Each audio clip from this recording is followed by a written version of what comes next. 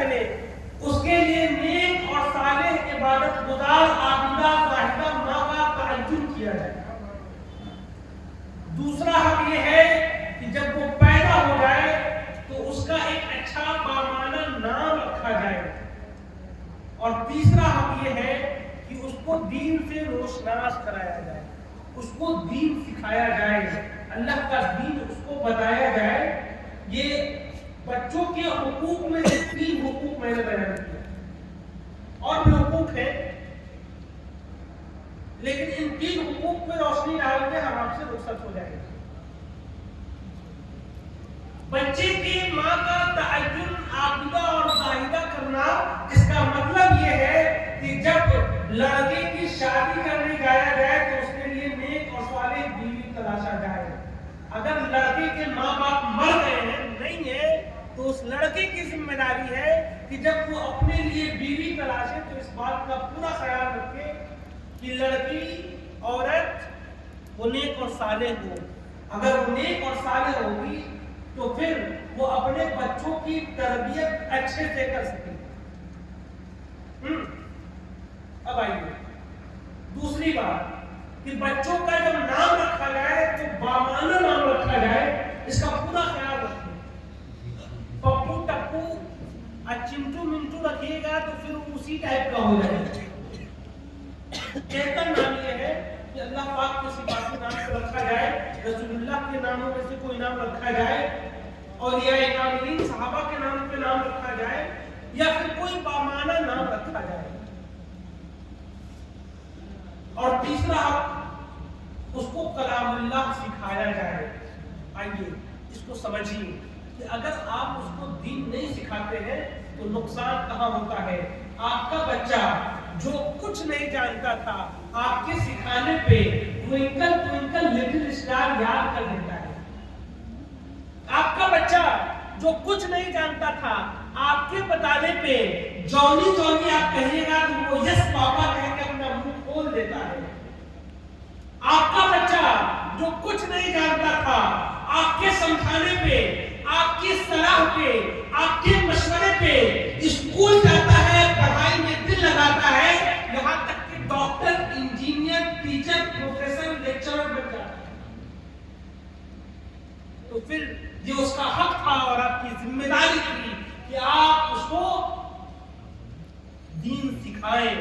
آپ کی ذمہ داری تھی جس اسکول میں بھیج کر آپ اس کی جونی جونی اس پاپا پہ ہنستے تھے, اسی طرح اس کی زبان سے کلمہ سن کے آپ کو مسکرانا تھا, اسی طرح اس سے جو ہے قرآن پاک کی آیات کو یاد کرا کے اس کو سن کے اس پہ مسکرانا تھا, اس کو شاباشی دینی تھی, اس کو انکریج کرنا تھا.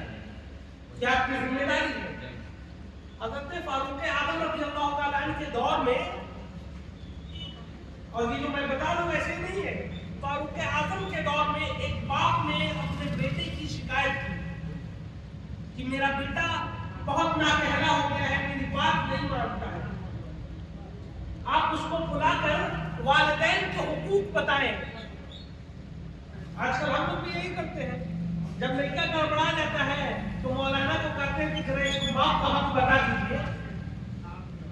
افسوس تو اس بات کا ہے کہ وہ بچہ بچپن میں پکڑ کے آپ کو مولانا کے پاس نہیں لے گیا یہ کہلوانے کے لیے کہ ان کو اولاد کا حق بتا دیجیے.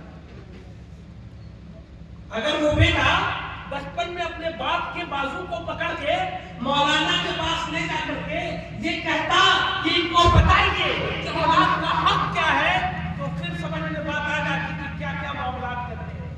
صرف 3 ٹائم کا کھانا اس کو کھلا کر کے اور سلا دینا, اسکول میں اس کو پڑھا دینا, یہ ذمہ داری نہیں تھی والدین کی. والدین کی ذمہ داری تھی کہ وہ اس کو اللہ کے دین سے روشناس کرائے.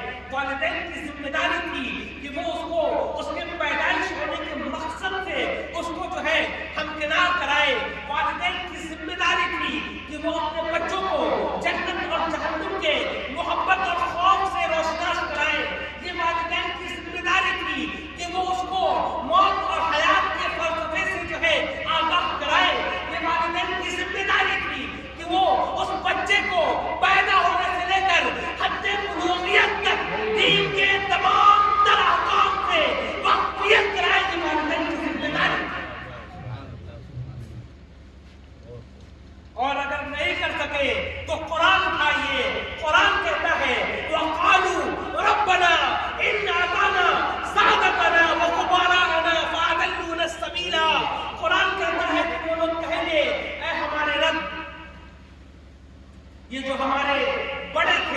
یہ جو ہمارے بزرگ تھے ہم ان کا کہنا مانتے تھے. انہوں نے کہا ہم ڈاکٹر بن گئے, انہوں نے کہا ہم انجینئر بن گئے, انہوں نے کہا ہم پلمبر بن گئے, انہوں نے کہا ہم الیکٹریشین بن گئے, انہوں نے کہا ہم پینٹر بن گئے, انہوں نے کہا ہم ٹائر کی مزدوری کرنے لگے, انہوں نے کہا ہم نے گاڑی کا کام سیکھ لیا, انہوں نے کہا ہم نے ٹھیلا کھیل دیا, انہوں نے کہا کہ جاؤ پیسے دو پیسے کما کے لے آؤ, ہم کماتے رہے. اے اللہ تو ان سے حساب لے. یہ قرآن کہہ رہا ہے, میری اپنی بات نہیں ہو رہی ہے. وقالوا ربنا ان اطعنا سادتنا وكبراءنا فاضلونا السبيل. اے اللہ ہم تو ان کے کہے کو مانتے رہے. ربنا آتهم ضعفين من العذاب ولعنهم لعنا كبيرا. اے اللہ آج ان کے اوپر دگنا عذاب کر اور ان کے اوپر اپنی بری لعنت بھیج. کل جب آپ کا بھتیجا, کل جب آپ کا بیٹا, کل جب آپ کے معاشرے کے چھوٹے چھوٹے بچے جن کی تربیت آپ کی ذمہ داری تھی, وہ جب آپ کا گریبان پکڑیں گے, آپ کیا جواب دیں گے؟ جو قرآن ہے یہ